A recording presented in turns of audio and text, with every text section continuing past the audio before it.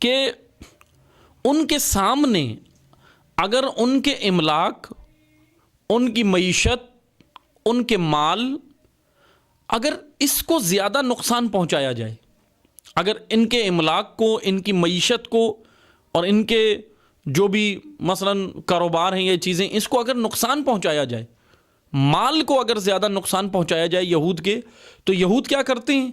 یہود جنگ کرتے ہی نہیں ہیں. یہ تاریخ ہے، شروع سے تاریخ ہے، آج تک ہے. پھر یہود جنگ نہیں کرتے. یہودی پھر جنگ کے لیے میدان میں نہیں آتے. کیوں نہیں آتے؟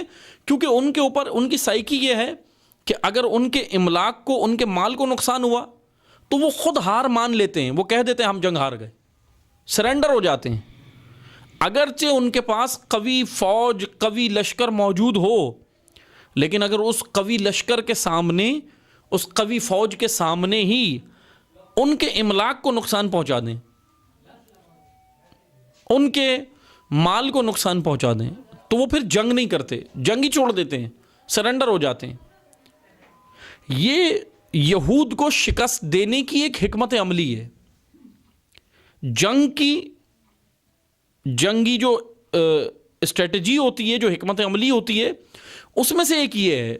اور ظاہراً ایسا ہی ہوتا ہے کہ بہترین جنگی ماہر یا اسٹریٹجسٹ وہی ہے جو سامنے لشکر کو خالی مثلا یہ نہ دیکھے کہ سامنے کتنا قوی لشکر ہے.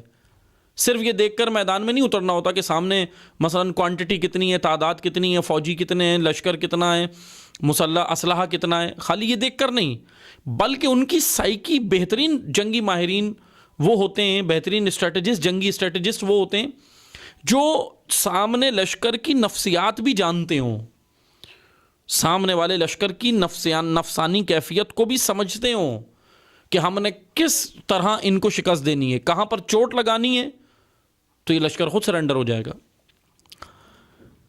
یہاں پر اللہ تعالیٰ نے جو رسول اللہ نے حکم دیا لشکر کو، بہت ہی خوبصورت یہ جنگی اسٹریٹجی تھی، بہت خوبصورت اسٹریٹجی تھی یہ. جیسے ہی قلعے کے اندر مسلمان داخل ہوئے، یہ بنی نذیر کے، تو یہاں پر ابھی یہود سے لڑنا شروع نہیں کیا، جنگ کی نوبت ہی نہیں آئی، صرف ان کے سامنے ان کے کھجوروں کے درختوں کو کاٹنا شروع کر دی. ان کے کھجور کے درخت کاٹے، ادھر انہوں نے جنگ ہی نہیں کی، ہتھیار ڈال دیے. یہ ان کی سائیکی تھی. بت پرستوں کے ساتھ جب اسلام کا مقابلہ ہوا، وہ اسٹریٹجی اور تھی. دین اسلام میں جتنی جنگیں ہوئی ہیں رسول اللہ صلی اللہ علیہ وآلہ وسلم کے دور میں، آپ وہ دیکھ سکتے ہیں. کفار میں جب مقابلہ ہوا بت پرستوں کے ساتھ یا اور مذاہب کے کفار کے ساتھ، تو ادھر اسٹریٹجی اور ہے، ادھر حکمت عملی اور ہے. وہاں پر ان کی آنکھوں کے سامنے ان کے املاک کو نقصان نہیں پہنچایا جاتا تھا، کیونکہ وہ اس سے نہیں جھکتے تھے. ان کی اسٹریٹجی اور، ان کی سائیکی اور تھی، ان کی نفسیات اور تھی. یہاں پر یہود کے ساتھ لڑنے کی اسٹریٹجی یہ قرآن کریم نے بیان کی ہے. بہت خوبصورت اسٹریٹجی ہے کہ اللہ کے رسول نے ان کی آنکھوں کے سامنے کہا، اپنے لشکر کو حکم دیا کہ ان کی آنکھوں کے سامنے کھجور کے درخت کاٹو. وہ کاٹنے لگے. جیسے ہی کاٹتے جاتے تھے، یہود وہیں پر ہتھیار چھوڑتے جاتے تھے. پریشان ہو گئے، کہا کہ ہم ہار گئے. کھجور کے درخت ادھر کٹے، ان کی فصلیں ادھر تباہ ہوئیں اور وہ ادھر جھک گئے. یہ نفسیاتی جنگ تھی دراصل، حربی جنگ نہیں تھی.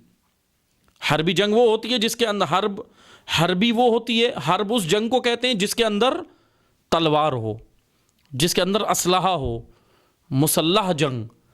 اب یہ تلواریں لے کر تو مسلمان گئے تھے، مسلح ہو کر گئے تھے، پورا ہتھیار لے کر گئے تھے، لیکن یہ جنگ حربی جنگ نہیں تھی، یہ نفسیاتی جنگ تھی. اور اس طرح نفسیات سے یہود کو شکست دی ہے. یہاں پر جو یہ حکم ہے نا کہ اللہ تعالیٰ نے حکم دیا کہ کھجور کے درخت کاٹو، تو یہاں پر یہ فساد فی الارض نہیں ہے، بلکہ یہ اصلاح فی الارض ہے. یہ زمین کی اصلاح ہو رہی ہے، زمین پر فساد نہیں ہو رہا ہے. اگر وہ کھجور کے درخت قائم رہتے، یہود کی املاک قائم رہتی، تو یہود اور طاقتور ہوتے اور یہود فساد فی الارض کرتے تھے. لیکن جب وہ جس مال، جس معیشت کے ذریعے وہ فساد فی الارض کر رہے تھے، اللہ کے رسول نے اسی معیشت پر ان کے ضرب لگائی، چوٹ ماری، تو اس طرح وہ فساد فی الارض سے باز رہے. اور یہ جب فساد فی الارض کے مقابل ظاہراً اصلاح فی الارض ہے، یہ آیات یا رسول اللہ کا یہ قدم اللہ تعالیٰ نے اس کی تائید کی، تصدیق کی اور کہا کہ یہ اذن اللہ ہے، اللہ کے اذن سے ہوا ہے یہ